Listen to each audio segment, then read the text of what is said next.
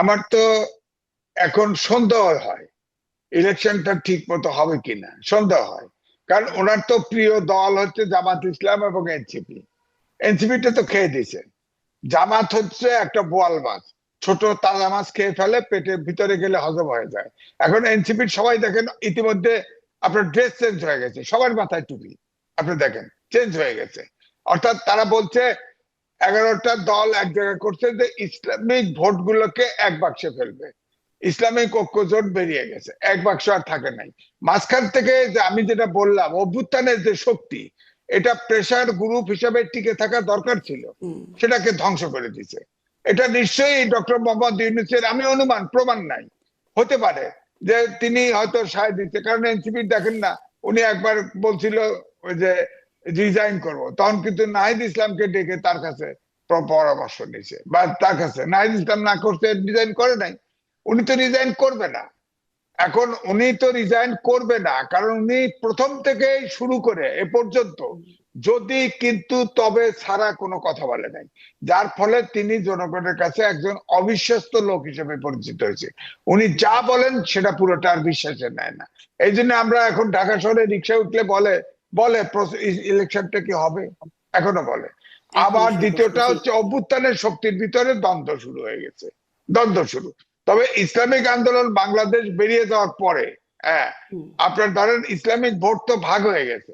Islamic আন্দোলন তো শেখ হাসিনার সময় নির্বাচনে অংশগ্রহণ করেছিল, সেখানে একটা মিনিমাম একটা সেন্টারে 5,000 উপরে 25,000 পর্যন্ত ভোট পেয়েছে। এই ভোটটা তো বেরিয়ে গেছে। আর 3টা ইসলামিক দল আছে বিএনপির জোটের সাথে।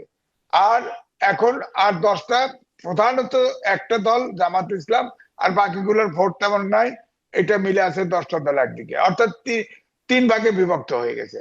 এই মুহূর্তে আমার ব্যক্তিগত অপিনিয়ন হচ্ছে নিশ্চিত ভাবেই বলা যায় সিট কম হোক আর বেশি হোক, বিএনপি আগে যেমন সম্ভাবনা ছিল, কি হয় কি হয় এবারে আমার তো মনে হয়।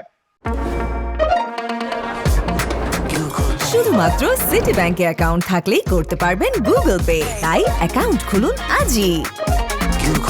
যে এবারে বিএনপি সরকার গঠন করবে, জি, হয়তো অনেক কম আর ধন্যবাদ জনাব বেশি। এম এ আজিজ, অনেক ধন্যবাদ। আমি অনেকগুলো প্রসঙ্গ, আসলে আপনি গণভোটের প্রসঙ্গে আসলেন, জোটের প্রসঙ্গে আসলেন, এর আগে আর একটা প্রসঙ্গ হলফনামা, সেগুলো সবই রয়ে যাচ্ছে।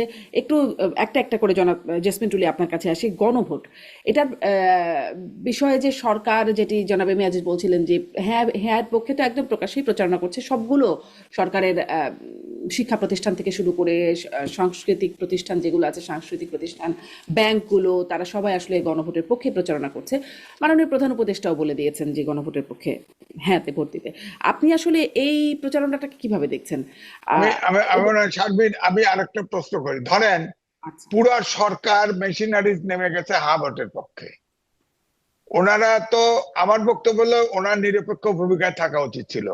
এই সরকারি তো এসপি আছে, ডিসি আছে, ইউএনও আছে, তারা তো নির্বাচনে এক রিটার্নিং অফিসার থাকবে, তারা তো আইন শৃঙ্খলা বাহিনীতে নিযুক্ত থাকবে। তারা কি করবে? তারা হা ভোটে ক্যাম্পিং করবে? তাহলে তো নির্বাচনে নিরপেক্ষ হবে না। তার মানে কি হাই ভোট সিল মেরে পাশ করাই দিবে?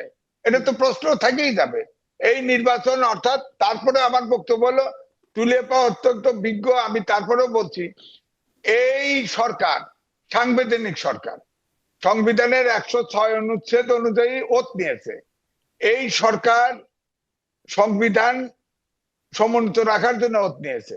এই সরকার তো সংবিধানে যে জিনিস নাই, সংবিধানের সাথে সাংঘর্ষিক, সেটা তো সংস্কার করার ম্যান্ডেটই নাই এই সরকারের। তিনি এখন একটা আদেশ দিয়ে, প্রেসিডেন্টের আদেশ দিয়ে, আপনার এই 3 দফার মধ্যে 84টা 3-4 দফার মধ্যে দিয়ে হা না ভোটে, আদেশের উপরে হা না দিবে। আপনি বলেন কতটা জি, অবৈজ্ঞানিক, জি, কতটা অবৈজ্ঞানিক? আপনি, আমি জি, 84 প্রস্তাবে 84তে একমত হবো? আমি ভোট দেবো কি করে? আমি তো বাধ্য হয় না ভোট, আমি ফিজিক্সে সায়েন্সের ছাত্র, উনি তো সায়েন্সের ছাত্র না। সায়েন্সে এই ধরনের অবৈজ্ঞানিক প্রস্তাব আসতেই পারে না, আসতেই জি, পারে না। এটা একদম একটা স্পষ্ট অবৈধ। জনাব এম এ আজিজ, অনেক তার ধন্যবাদ। আমি হ্যাঁ, একটু আপনার এই প্রসঙ্গগুলো আমি একটু জেসমিন টুলির কাছ থেকে স্পষ্ট হই, আপনি আসলে গণভোট প্রসঙ্গে কি বলবেন?